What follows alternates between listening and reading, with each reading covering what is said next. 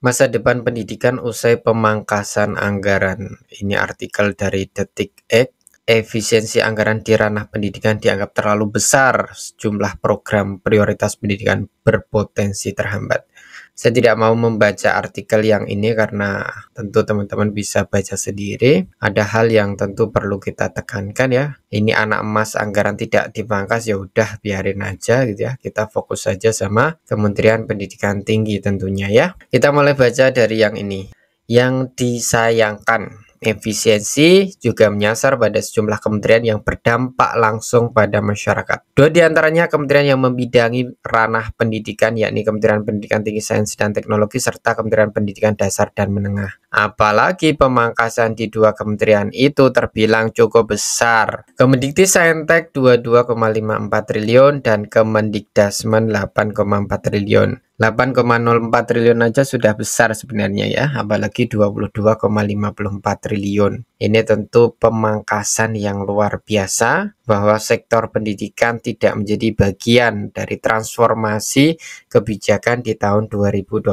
Tentu kita menyadari efisiensi ini memang suatu wacana yang penting mulai tahun 2025 karena APBN kita banyak yang dipergunakan untuk membayar jatuh tempo hutang yang angkanya lebih dari 800 triliun. Belum ditambah dengan bunga-bunga bank lainnya. Jadi ini adalah fenomena gunung es dari 10 tahun mismanagement anggaran yang ugal-ugalan. Mungkin seperti itulah ya. Kemudian ada kekhawatiran efisiensi anggaran tersebut dapat menghambat program-program prioritas pendidikan yang sudah atau akan berjalan. Kekhawatiran ini juga dirasakan seorang pejabat eselon 1 di Kemendikti-Saintek. Ini pejabat eselon 1 itu berarti pejabat yang di bawahnya menteri. Pejabat yang tidak mau disebutkan namanya ini mengatakan Kemendikti-Saintek sudah menyisir anggaran sepanjang pekan lalu. Kesimpulannya, kata sumber ini, pemangkasan anggaran 22,54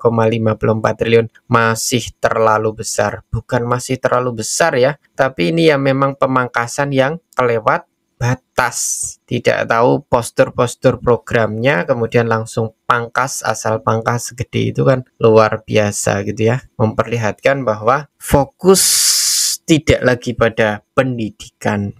Dari pagu 57,68 triliun, Kemendikti-Saintek hanya bisa menghemat maksimal 15 triliun. Jadi maksimal 15 triliun kok sampai dipotong sampai 22,54 triliun ini, kementeriannya mau jalan atau mandek kan gitu. Itu pun sudah dengan resiko pengurangan kuota untuk sejumlah program yang kini sedang berjalan. Salah satunya program Kampus Merdeka. Jadi program yang paling mungkin akan di-cut di tahun 2025 ialah program-program Kampus Merdeka karena sumber anggarannya tidak ada.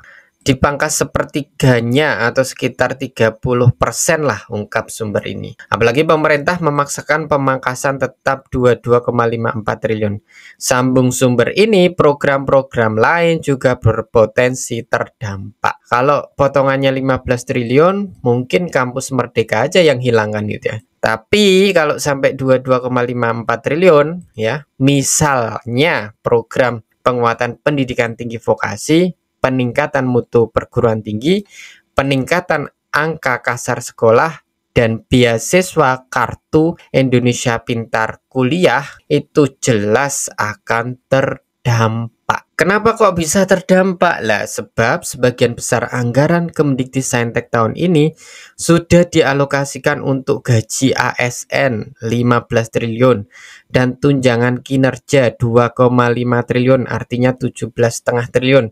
Belum ditambah lagi jika Kemendikti-Saintek harus memenuhi tuntutan dosen perguruan tinggi negeri yang meminta agar tukin mereka selama 5 tahun terakhir juga dicairkan tahun ini. Nah, habis sudah anggaran tuh untuk pembayaran tukin. Kalau memang ada demo tukin, kemudian dipangkas 22,54 triliun. Mau sisa apa ya?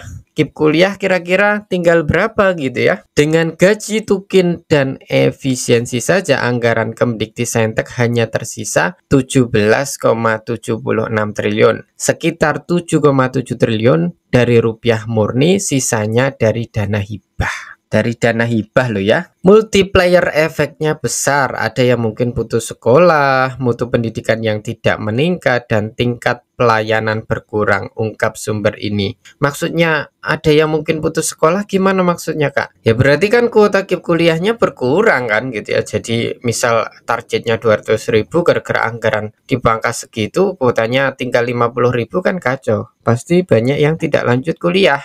Jadi putus sekolah kan gitu. Sekjen Kemendikbudristek Togar Mangihut Simatupang mengakui kementeriannya memang sudah menyisir anggaran yang dapat diefisiensikan pada pekan lalu. Meski begitu, Togar enggan membeberkan secara detail pos mana saja yang akan dipangkas. Apakah KIP kuliah lama akan aman Kak?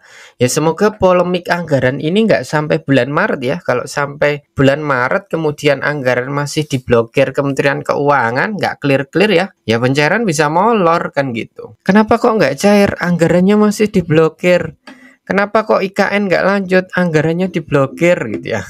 KIP kuliah nggak cair, anggarannya diblokir. Semoga tidak kan gitu. Togar hanya mengatakan kementeriannya sudah meminta semua direktorat di Kemendikbudristek dan 125 PTN mengkaji ulang anggaran 2025. Efisiensi itu dilakukan untuk mendukung program-program prioritas Indonesia yang sudah tertuang dalam visi misi Astagita. Kami melihat hal yang positif saja, yang mana kita lagi mau bangkit, ada impian besar dan narasi besar, kita juga harus bisa secara bijak dan efisien untuk mendukung ini. Di sisi lain, kekhawatiran di Kemendikbudristek tidak terdampak di Kemendikdasmen. Ya kalau pemotongannya sekitar 8 triliun gitu ya, di Kemendikti juga insya Allah bisa penyesuaian. Masalahnya 22, sekian triliun kan gitu ya. Tapi sebenarnya pemotongan kalau sudah tril-tril itu ya berarti bakal banyak program yang akan terganggu. Mendikdasmen Abdul Mukti berulang kali tampak tenang-tenang saja dengan adanya pemangkasan anggaran tersebut. Pemangkasan, kata Mukti, hanya akan berdampak terhadap kegiatan-kegiatan operasional non-esensial di kementeriannya, seperti perjalanan dinas, acara seremonial, dan paket-paket pertemuan. Sementara itu pelayanan pendidikan akan tetap berjalan normal. Itu kalau Kemendikdasmen, karena pemotongannya hanya sekitar 8 triliun. Sementara di Kemendikti pemotongannya 22,54 triliun. Kita berharap